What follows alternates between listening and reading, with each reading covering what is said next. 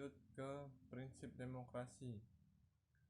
Setidaknya terdapat 7 hal yang harus ada dalam prinsip-prinsip demokrasi. Yang pertama, negara berdasarkan konstitusi.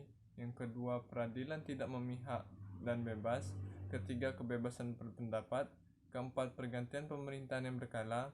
Kelima, penegakan hukum dan kedudukan sama setiap rakyat di muka hukum. Jaminan atas hak asasi manusia. Dan yang terakhir, kebebasan pers. Yang pertama, negara berdasarkan konstitusi. Prinsip ini terkait dengan undang-undang atau semua hukum yang ditetapkan. Konstitusi dijadikan landasan dalam berbangsa dan bernegara. Fungsinya sebagai pembatas kewenangan pemerintah dan bisa memenuhi hak rakyat. Dengan begitu, rakyat tidak diberlakukan sewenang-wenang oleh penguasa. Yang kedua, peradilan tidak memihak dan bebas. Pemerintahan tidak bisa campur tangan dalam peradilan karena sistem pemerintahan menganut peradilan bebas, netralitas sangat diberlakukan sehingga bisa melihat permasalahan dengan tepat dan jernih. Kebebasan berpendapat dan berserikat. Setiap warga negara bebas untuk membentuk organisasi, berkumpul, berkelompok, atau berserikat, sekaligus tidak membatasi haknya untuk mengeluarkan pendapat. Yang keempat, pergantian pemerintahan secara berkala. Agar kekuasaan tidak disalahgunakan, maka perlu adanya pergantian pemerintah. Biasanya 1 periode 5 tahun. Jadi pemerintahan boleh dia mencalonkan 2 periode atau 10 tahun. Sehingga pemilihan umum ini harus digelar dengan jujur dan adil, dengan harapan menemukan pemimpin yang baru dan dapat dipercaya. Selanjutnya, penegakan hukum dan kedudukan sama di depan hukum.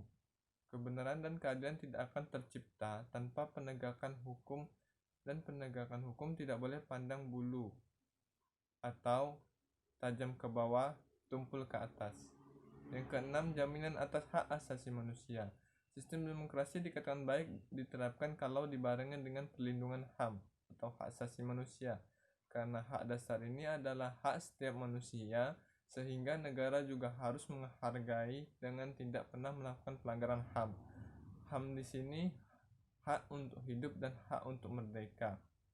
Yang ketujuh, kebebasan pers. Pers menjadi media penyalur aspirasi warga negara, sehingga bisa memberikan kritik dan saran kepada pemerintah sebagai pemuat kebijakan publik. Fungsi lainnya adalah sebagai sarana sosialisasi segala program pemerintah, sehingga terjalinlah komunikasi antara rakyat dan pemerintah.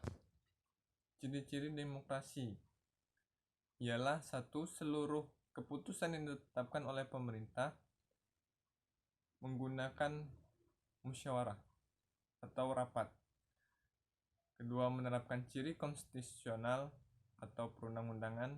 Ketiga, mempunyai perwakilan rakyat. Keempat, menyelenggarakan pemilihan umum yang berkala, dan terdapat sistem kepartaian. Macam-macam demokrasi bisa dilihat dari fokus perhatiannya dan penyaluran kehendak rakyat. Yang pertama, model demokrasi berlandasan fokus perhatian. Yang kedua, model demokrasi berlandasan penyaluran kehendak rakyat. Demokrasi berlandasan fokus perhatian. Yang pertama, demokrasi formal. Ialah sistem ini tidak mengurangi kesenjangan ekonomi sedikitpun dan sangat fokus di sektor politik. Yang kedua, demokrasi material.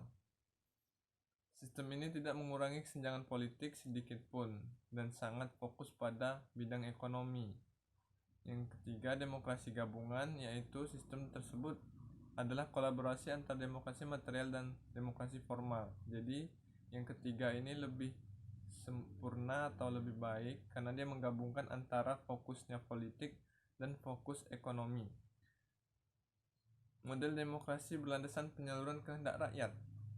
Yang pertama, demokrasi langsung, dan yang kedua, demokrasi tidak langsung. Demokrasi langsung yaitu sistem yang melibatkan rakyat secara langsung, khusus dalam pengambilan keputusan seperti pemilihan umum. Demokrasi tidak langsung ialah sistem yang tidak melibatkan warga negara secara langsung di setiap pengambilan keputusan. Sebagai contoh, keputusan yang dirumuskan dan ditetapkan oleh wakil rakyat seperti DPR, MPR, dan DPRD. Kemudian contoh negara demokrasi ialah Indonesia, India, Brazil, Pakistan, dan Amerika.